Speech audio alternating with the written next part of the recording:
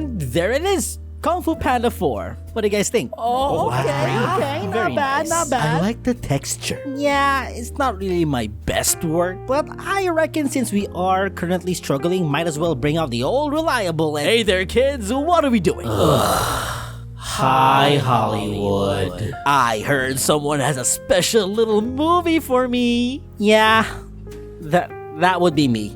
Perfect. Let me take a look. You know, you don't really have to do all that. Kung Fu Panda 4. You know, I like it. But it's missing something. What is it? Oh, you know what's missing? Aquafina. Perfect. You're good to go. Gee, thanks, Hollywood. I really appreciate it. No problemo. Paramount, I heard you have a little movie for me. Oh, son of a bitch!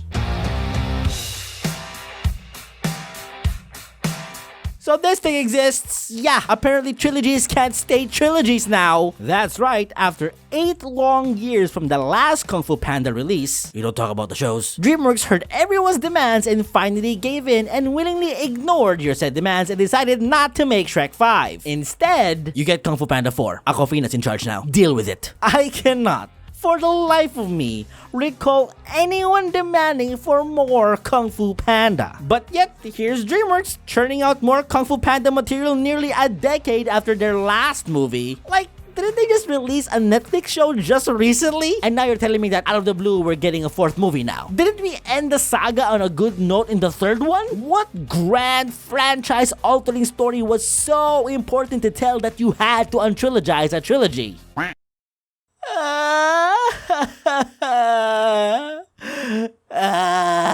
Released back in March of 2024, Kung Fu Panda 4 is the 4th movie to the seemingly solid Kung Fu Panda franchise. Set in a rundown crime-infested city named Juniper, Po has to team up with a pickpocketing fox named Zhen to stop a shape-shifting magic sorceress from accessing the spirit realm and altering the proper balance of the world.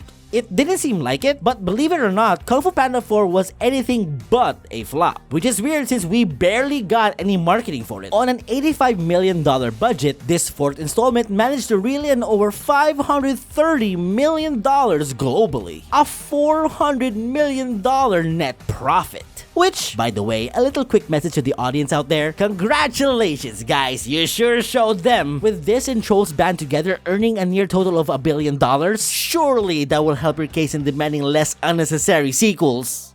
Seriously, guys, what are we doing here? The writing's on the wall. At this point, don't be surprised if we get an announcement of a sequel for Shark Tale. But I mean, hey, let's not jump into conclusions, right? Just because they ended the initial trilogy on a good note doesn't necessarily mean that the 4th movie completely ruins it. Yes, we get to listen to Aquafina again, of all people, but it might not be a bad thing. Who knows? So why don't we just take a moment and let the movie speak for itself? Was this a necessary follow-up to the Kung Fu Panda story, or was this all simply a cash grab? Well, let's find out. Let's sit back and relax and take a look at DreamWorks' Kung Fu Panda 4.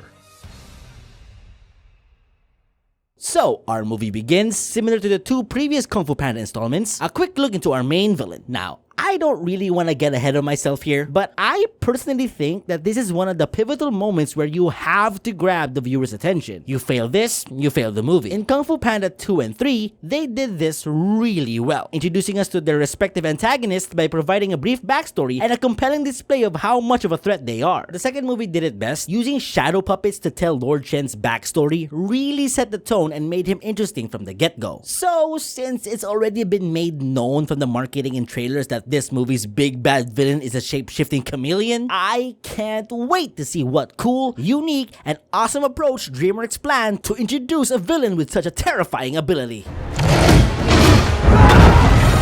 No one will stand in his way, not even the great Dragon Warrior. That's it. Okay, well, she just became Tai Lung and threw a cart. That doesn't seem much of a threat, but more of a nuisance, but okay. We're then reintroduced to our main man, the lovable, charismatic, and ever so funny Dragon Warrior, Po. We also get to welcome back familiar faces, like Po's dads, Mr. Ping, and Lee. And just by the looks of it, it seems like everything is a-okay in the Valley of Peace. I mean, turns out Po was not only fighting crime, he's also opening up a brand new noodle shop. And yes, as you may have noticed, this movie does indeed feel like it's missing something. 5 things, actually. 5 very important things. Serious 5 be here too? Unfortunately, no, they're off on super cool Kung Fu missions. Yep. So, to everyone's dismay, this movie is completely lacking the presence of the Furious Five. You know, the iconic badass supporting characters that Poe and the audience have grown to love across the entire franchise. Yep. Completely gone. What's weird about this too is that the movie acknowledges that they're missing, but the excuse they give us was just as cheap and half-assed as their Megamind sequel. Unfortunately, no, they're off on super cool Kung Fu missions. Or because the studio was too cheap and couldn't afford any of them to come back and reprise their roles. You think you're fucking smart? You think you're fucking funny? Huh? What, you're a comedian now? Huh? You're a director and a comedian now? Say that to my fucking face. Let's go outside, I'ma throw some fucking hands. I'ma fuck you up. I'ma fuck you up. I'm being dead serious too. The studio couldn't afford the cast to come back thing? That shit's true. Apparently in the original cut, the Furious Five were never supposed to show up. It was only when the fucking marketing department stepped in and ordered the studio to add them as a cameo. And this is just what I don't get about DreamWorks. I've mentioned this one back in my Twitter, which you guys should totally go follow by the way. But DreamWorks basically have these 5 really cool characters in their backlog, but they choose not to do anything with them. It's honestly bothered me from the get-go. The fight with Tai Lung on the bridge was iconic as it is. So imagine how pissed I was finding out that none of them were in this one. For fuck's sake, DreamWorks. Utilize what you've got. But don't worry though, it's not all hopeless as we do get to meet at least a remnant of the first movie, Master Shifu. Oh, hell yes! Do we get to see some good old Master Shifu stick swatting coast-to-coast fight scenes? Does he get to join Poe into stopping the evil shapeshifter where the two must work side by side in besting someone who can imitate the very same movement and abilities of all Grand Masters? No, he's not in the movie for that long either. Son of a bitch! What, are you fucking kidding me? Well, turns out his only role in this movie is to pretty much be a dick. He gives a rundown of what Poe's next step is gonna be, and he pretty much tells the audience that Poe is not gonna be the Dragon Warrior anymore, but instead is gonna take the place of Master ᵒᵒ as... Hold on for a second. Let me just... spiritual leader of the Valley of Peace, also known as Slot VP. Not as catchy as Dragon Warrior, but it'll catch on, I swear. And the premise, honestly, I'm not really into it. I'm not saying that I'm against the idea of Poe not being named the Dragon Warrior anymore, even though that's exactly how I feel. But I genuinely feel like he would make a terrible ᵒᵒ. I always thought that him being chosen by ᵒᵒ himself to be the Dragon Warrior wasn't necessarily done to be replaced by him, but more so to fill a role. Since when was being the Dragon Warrior a rank? I always thought it had something to do with destiny and shit. But apparently now you can just give it to someone willy-nilly like it's an intern getting a promotion? This was such a weird information bombshell to receive because the way Shifu is explaining it, it kinda makes the title of the Dragon Warrior seem a little bit inferior. ᵒᵒ entrusted you with that staff so you could follow in his footsteps and become something better than you already are. Okay, I don't like that. I don't like how you're kinda downplaying the title of the Dragon Warrior right now. Remember how much of a big deal this shit was for you in the beginning of the franchise? How you basically spent your entire life training for the wrong dude to become that said title? And now you're telling me that there's a tier higher than this one? Then what the fuck was the point of the entire first trilogy then? Okay, look, I think we're all failing to ask the most important question here. I just want to know, why does Poe need to be the Slot VP? No, I'm genuinely asking because Master Shifu did such a terrible job explaining this. And there are other ways to bring peace than simply kicking butt. Yeah, you're right, but that's exactly what Poe's journey in the trilogy set out to prove though. That solving problems requires more than just fighting. It focused more on acceptance, inner peace, sacrifice, a spiritual awakening. These are some of the major traits Poe learns to be the Dragon Warrior. So to have all that get cut off all because it's supposed to happen feels like a major slap in the face. The Valley of Peace needs a spiritual leader, and Master ᵒᵒ chose you. You'll start interviewing candidates first thing tomorrow morning. Wait a minute. First thing in the morning? What do you mean first thing in the morning? You're doing this now? You're doing the very same grand showcase that you did in the first movie? Already? Are you serious? This is all kind of sudden, isn't it? Why does Poe have to choose a successor now? Couldn't this wait like A couple of years? Like when he learns to be the spiritual leader first? Well, apparently not, because we do get to see the ceremony where, just like ᵒᵒ, Po will get to point and choose out of 5 candidates to be crowned the next Dragon Warrior. So many great candidates. I'm gonna let the finger decide. One problem though. Who the fuck are these people? Oh, Beanie, you don't understand. Those are clearly the 5 best candidates worthy enough to be named the next Dragon Warrior, silly. Oh! Now that you put it like that, that makes perfect sense. But hey, you know, I actually have 5 other already established characters that could also be the best candidates. It's the Furious fucking 5! Really? Are we really going forward with this thing? Who are these random ass people? If in the first movie, Master Shifu trained the Furious 5 to reach the ultimate goal of becoming the Dragon Warrior, who trained these people? For sure it wasn't Po, clearly not Shifu, so where did they come from? Where the fuck were you when Tai Lung was attacking the fucking village? Mr. Beast? Gadoosh. Gah, fuck you. Because if anything, shouldn't Po be picking someone from the Furious 5? Mainly someone who has earned her spot into becoming his closest friend? Look, I get why the Furious 5 couldn't be in the film, financially. But story-wise, them not being in the selection just doesn't make any sense. Please, someone explain to me how Tigress isn't there, but this guy managed to get an audition. Also, I can't believe I'm saying this, but we deadass have a screaming goat joke in the year of our Lord and Savior 2024. Is Hollywood out of touch, or is comedy simply dead? Find out after these messages. Though a solid push from Master Shifu, Po still refuses to give up his title and choose a successor. This leads to a scene where Po is confronting a thief that snuck into the Jade Palace. And this is where we get to meet our second main character. Okay, I am dead ass when I say I have no idea what this character's name is. Hold on, let me Google it real quick.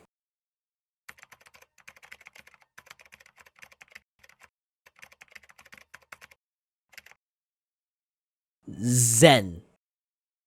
Her name's Zhen. Voiced by the one, the only, Awkwafina. Yay! Why are you in every fucking movie? Bro, at some point we've gotta go and investigate this shit. What type of dirt you have on Hollywood and why is it so fucking effective? I'm sorry, nothing against her here, but whenever she voices a character, most of the time, it just immediately takes me out of the movie entirely. Look, it's a weird situation to be in because she has this distinct voice that's not all that unique where it meshes well with the character, but it is recognizable enough to a point where you know it's Awkwafina. I am the Dragon Warrior.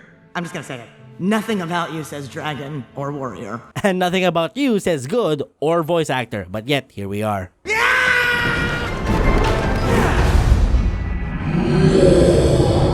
Why the fuck are you in awe? You've been training and fighting alongside the Furious 5. At this point, a fucking wall climb wouldn't impress you anymore. So we get a little fight scene between the two, and I use the term fight extremely loosely. That's another thing I'm gonna talk about later in the video, so put a pin on that. But basically, Po manages to outmatch Awkwafina, and she gets thrown in jail.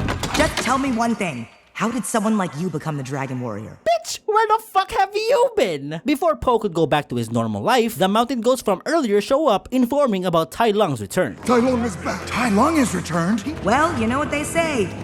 Every step leaves a footprint, no matter how small. Nobody in the life of me has ever said that, you fucking liar. But I do like how the goats are also like, what the fuck is she talking about? Everybody is kung fu fighting. Every step leaves a footprint, no matter how small. It was a clue. It was a clue. False alarm, everybody. Put down your pitchforks. They did it on purpose. They did it on purpose. Felt good about that one, huh, guys? Okay. So apparently, Awkwafina coincidentally knows exactly what the ghosts were talking about, and she gladly explains to Po what's up. The Empress of Disguise, capable of taking any form, mimicking any shape. The Chameleon. And there's your villain, folks. Brought to you by an exposition dump by the one and only Awkwafina. Oh, how the mighty have fallen. Remember in the first movie, how they introduced Tai Lung, how he escaped from prison? Remember how iconic that was? That shit was fire. So it's so cool that this movie's main villain got name dropped by a random new character in a rushed flashback. the chameleon.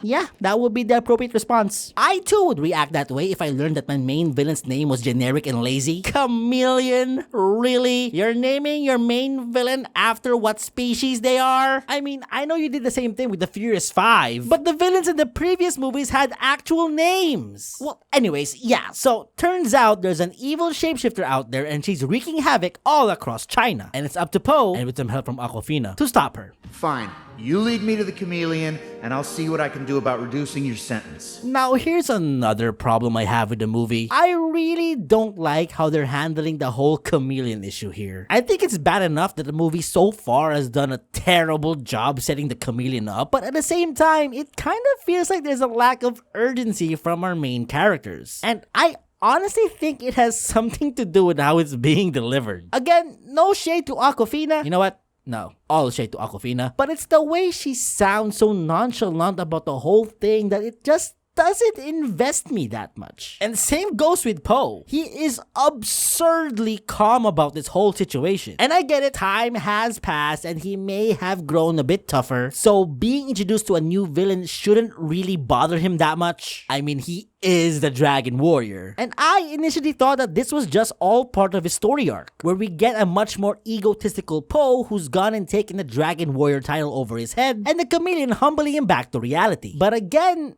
it just doesn't happen though. When they face off, the chameleon's shapeshifting doesn't affect Po one bit. I assume that she would do some psychological damage here. Maybe shapeshift into something that will fuck him up emotionally. But again, we never get that. It just doesn't happen. But we'll talk about that later. But for now, we get this stupid scene. She isn't someone who can be found. At least not without someone in the know. And how do I find someone in the know?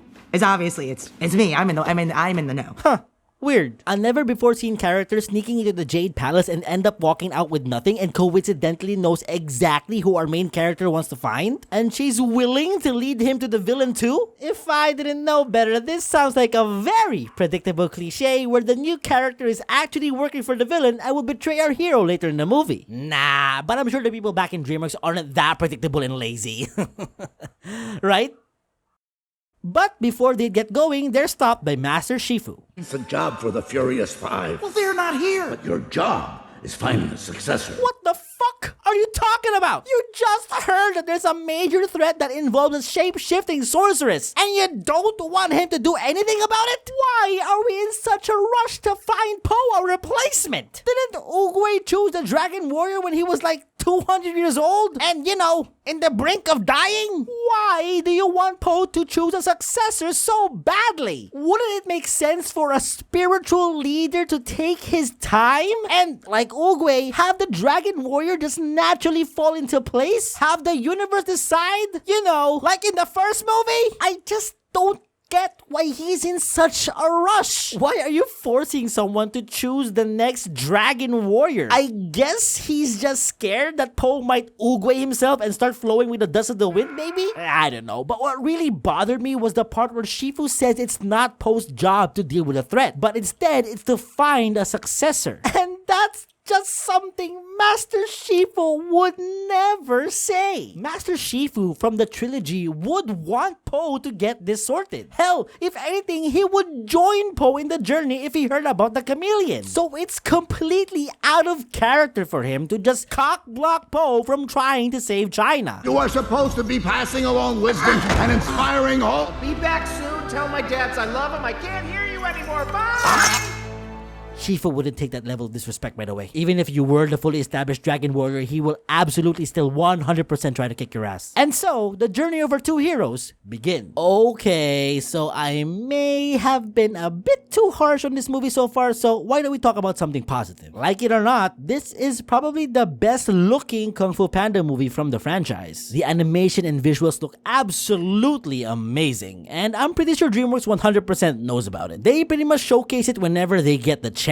Either it's for an establishing shot or just simply being a background. The movie looks stunning. It's perfectly well balanced. I like how colorful it is, but it's not too much that it'll drown out the forefront. Plus, I also like how it does make the movie give off a much larger scale, so there's that. Speaking of scales, we cut to Juniper City where, finally, after 25 minutes, we finally get to meet the main villain, the Chameleon. Oh boy, oh boy, oh boy, here we go. I can't wait to see what cool, badass, and twisted shit we're gonna see from this feared sorceress.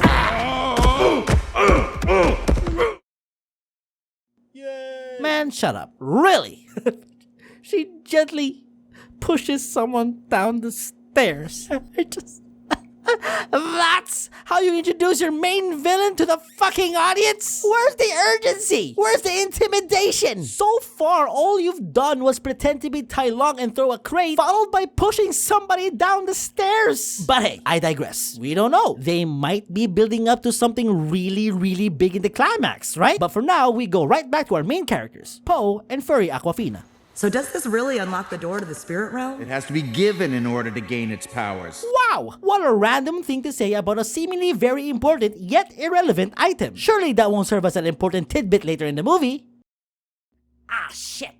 So, in no surprise, the majority of the movie is pretty much just Po and Awkwafina making their way into Juniper City, trying to locate the hideout of the deceptive Chameleon. Oh, by the way, we also have a side story about Po's two dads, Ping and Lee. But their subplot is basically just shameless filler. We could have had a story about the Furious Five deal with their own missions. Probably could have given some spotlight back to Shifu. But hey, we get to see two dads worry about their bona fide kung fu master of a son fight bad guys. So I guess we should be invested in that. Well, anyways, back to our duo. We get a couple of action scenes here and there. We have a pretty fun one that takes place on a little rocking tavern. I thought that was creative. But note that I said that we'd get a couple of action scenes and technically not fight scenes. Well, that's because most of the quote fights that happen in this movie are basically just Po and Awkwafina running away or creatively avoiding confrontation from a bunch of bad guys. You die, Panda!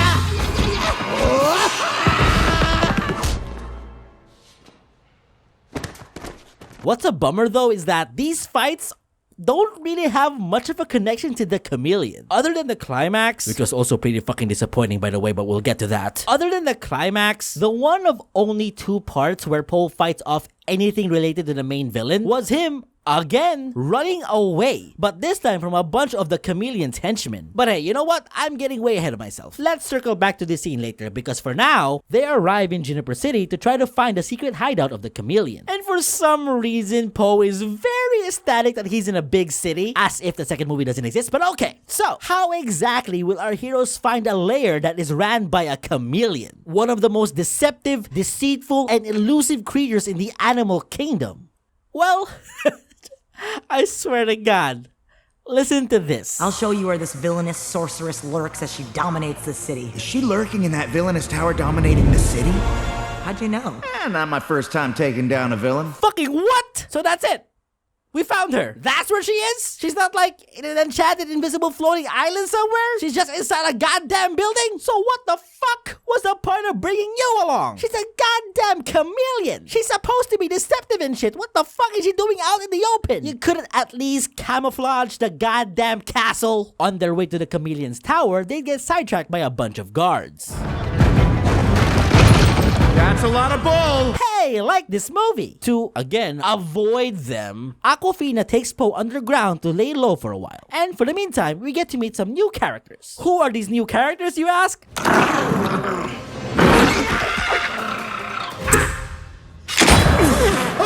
They're not that important, but their little reunion wouldn't be all sunshine and rainbows though, as it turns out the people underground also have a gripe with Awkwafina. So does everybody else in the voice acting industry. And they corner our two heroes. Now, here's the part that kinda solidifies my point in regards to Po being the slot VP. It's not that I don't think he's capable of providing spiritual knowledge and offering peace. It's that the movie doesn't think he's capable of doing those things. Don't believe me? Check out this scene. He who resorts to violence now will only find more violence later.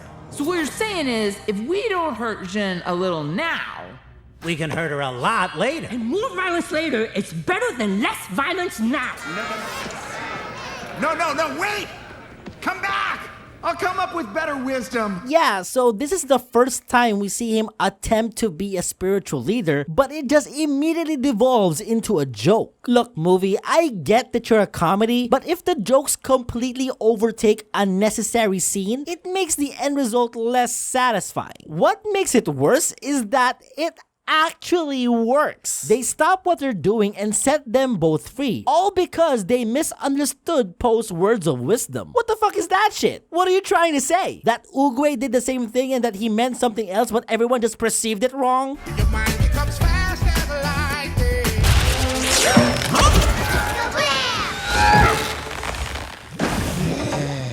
What the fuck are we doing here, man? I swear to God, we're wasting so much time. You really are a fox of your word. A chewed up peach pit? It's supposed to remind me that every pit holds the promise of a mighty tree. Maybe it'll do the same for you. You're gonna betray him, aren't you? You're gonna reveal that you've been secretly working for the Chameleon this entire time. Nah, that can't be it. There's no way DreamWorks could be that predictable. Right? I think you mean my staff. Never mind. I was right.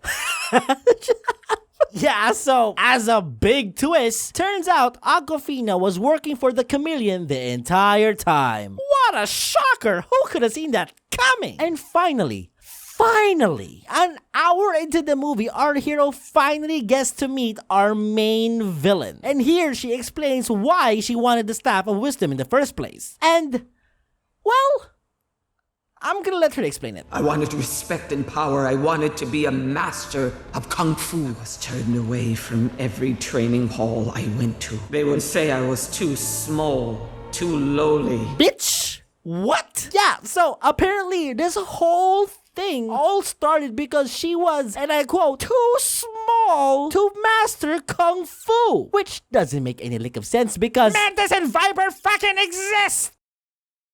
Okay, so, to clarify, turns out Chameleon can only shapeshift into the masters, but not replicate their kung fu. But now, since she has the staff that could open the spirit realm, she plans to, get this, one by one, take a master out and steal their kung fu. How the hell is she gonna pull that off? I don't know. Isn't kung fu a skill you learn, not something you can take? I also don't fucking know. She explains that it has something to do with the spirit and not the body. I don't give a shit. All I know is that she uses her tongue and zaps away their powers, okay? Now, when did she learn to do that? I don't fucking know. Stop harassing me. Po manages to escape though, but not before leaving with some action. This part felt so half-assed too. We don't even get to see the fight. It's all covered in smoke. Also, can we talk about this line delivery by Jack Black? No one will dare underestimate me again. You forgot about me?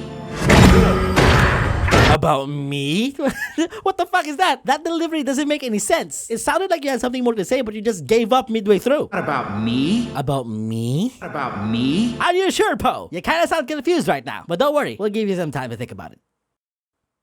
Po wouldn't escape that far though, and he would get one-up by the Chameleon. We get a little fake-out death scene for Po, and cue the traitor feels bad cliche. But luckily, Ping and Lee arrive just in time to save him. And after a quick pep talk, Po is right back on his feet, ready to face the Chameleon once again. And okay, at this point, the movie does start to pick up its pace, so there's that. We cut back to the Chameleon opening a portal to the spirit realm. And by God, they're actually doing this. She brings out Tai Lung and I shit you not, she beats him and steals his kung fu. I cannot fathom the disrespect my boy has endured this entire franchise. Yeah, it's stupid and annoying, I know. But this joke was pretty funny though, so I'll give it a pass. I got it! The Tai Lung nerve strike. But the Chameleon doesn't stop there. She goes ahead and brings out multiple enemies from the previous installments and steals their kung fu as well. She steals from General Kai, from Lord Shen. She even steals from characters I presume who were in the TV shows. But don't hold that against me though, I might be wrong, I'm an idiot. So all while collecting everyone's powers, Po would be right outside, ready to face her, whatever it takes. I won't let anyone else get hurt because of me. Oh, Po, I think you said that wrong. I believe what you meant to say was, because of me? Well, anyways, off fucking course, seeing the evil that's taking place and her bond with Po, Awkwafina would have a change of heart and switch teams and help him stop the Chameleon. They also tried to replicate the heartfelt hug Tigress did with Po in the second movie, and they just fail miserably. All I see is a broken promise. All I see is a terrible cash grab. Well, anyways, finally, as the movie's big climax, to save the world, Po will now have to face a shape-shifting sorceress who has mastered all styles of Kung Fu. And honestly, on paper, that shit sounds absolutely fucking epic. And to be fair, It is. Po and the Chameleon actually battle it out, and it's pretty cool to see the Chameleon fight exactly how the Chameleon should fight. She constantly shapeshifts from one fighter to another, forcing Po to quickly adapt and adjust on the spot. And in true DreamWorks fashion, the camera angles go hard. Similar to The Last Wish, the movie does a really good job keeping up with our two subjects in a fight with a well-balanced and a well-choreographed camera work. You have your typical long takes, the quick pan and zoom, oddly enough, another 360 spin with a backflip. The whole sequence is really fun and is probably one of the rare instances I legitimately enjoyed watching the movie. It's a shame that I had to watch half of the fight on mute though, because Po wouldn't just shut the fuck up! Master Elephant's trunk twist! Master Boar's tusks of terror! Master Bull's horns of doom! Master Wolf's fangs of fury! Jesus H. Christ, will you stop talking and just fucking fight? Anyways, with Po doing honestly pretty well, ᵒᵒⁿ'ᵗ decides to jump in and help out.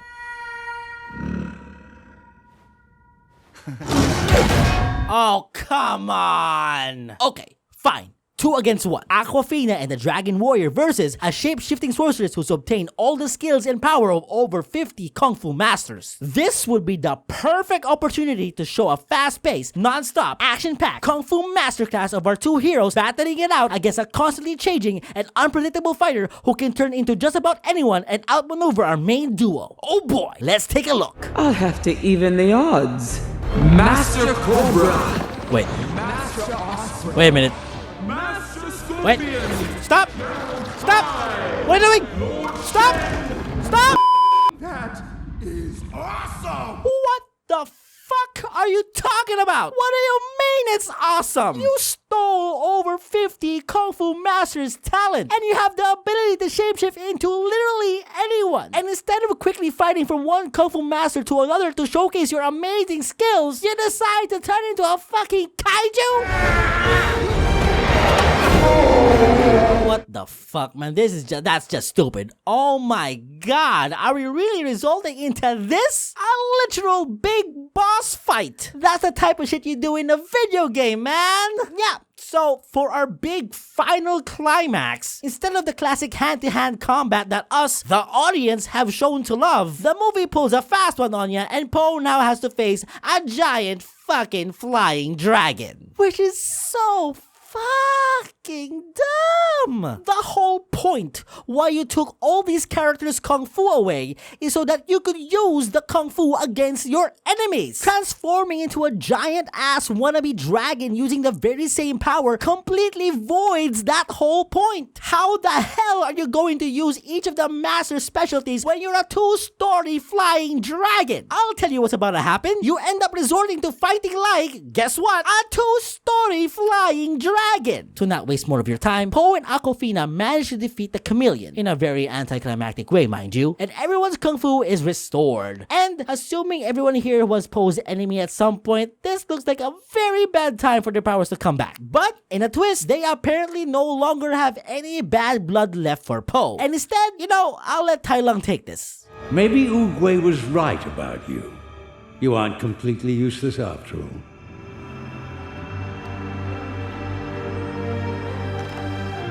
No, ain't no way they're all bowing to Po right now. Why the fuck is Lord Shan not trying to beat his ass? He went out accepting death like a bitch fighting Po. Why the fuck isn't he throwing hands right now? Po reopens his spirit realm, they all go back, bringing the Chameleon along, and the day is once again saved. Fast forward days later and we see our heroes back in the Valley of Peace, with Po finally choosing his successor. And surprise, surprise, it's ᵒᵒⁿ'ᵗ. Her? I know, right? Same reaction. The greatest dishes come from the most unlikely ingredients. That's not bad. Okay, I see you, spiritual leader. Yeah, I'm getting the hang of this proverb thing. Is no one really gonna tell him that being the spiritual leader doesn't necessarily mean all you have to do is provide proverbs? One shouldn't do a deep squat with a chopstick in one's pocket. Oh, that valley is fucked. And now, ladies and gentlemen, the best scene in the movie. Oh, baby, how was I supposed? Oh, hell yeah. And not only because we finally get to see the Furious 5, no speaking roles of fucking course, but we also get Jack Black's cover of Hit Me Baby One More Time, and it is fucking fire. Hit me, baby, one more time. Oh yeah. Yeah, I didn't like this movie that much. Talk about completely missing the point. Though a pretty solid third act and visually amazing animation, this movie was just seriously underwhelming and unnecessary. It added nothing new to the table and is practically just a footnote to the Dragon Warrior storyline. Not only does the underlying theme of him giving up the role felt unnatural and forced, the movie doesn't really provide a good enough reason for the concept to exist. You ended the franchise as a trilogy and you ended that saga with Po finally reaching his final form as the Dragon Warrior. Having him, quote, give up that title as the next movie comes off as painting the original trilogy as pointless. Especially if you give away that said title to a random new character with none of the Furious 5 present to have an opinion on. Kung Fu Panda 4 honestly didn't feel like a follow-up movie from an epic franchise. Instead, it felt like a random episode from a TV show, which kinda is the problem. The writing's pretty lazy, the jokes didn't really land that well, the action isn't as impressive or as investing as the last 3 movies, and everyone seemed completely off character. It's as if the writers had no idea what they were writing for. I don't know, the movie didn't feel like it had an actual story to tell. They just felt like making a new Kung Fu Panda movie. I don't know, man, I just feel like this movie just didn't need to exist. Maybe it's the bias in me, but this is clearly, without a doubt, the worst Kung Fu Panda movie in the franchise so far. If you're an avid Kung Fu Panda fan, this movie wouldn't really blow you away, but at the same time, I can see you having fun in some parts. But if you're an average moviegoer, I'd suggest skipping this one out and check out the original trilogy instead. Overall, Kung Fu Panda 4 isn't a step up from his predecessors. If anything, other than the visuals, it's basically a major step down from all of its strengths. And goddammit, stop casting Awkwafina in every fucking animated movie for fuck's sake! 4 out of 10, I'm going to bed, fuck you!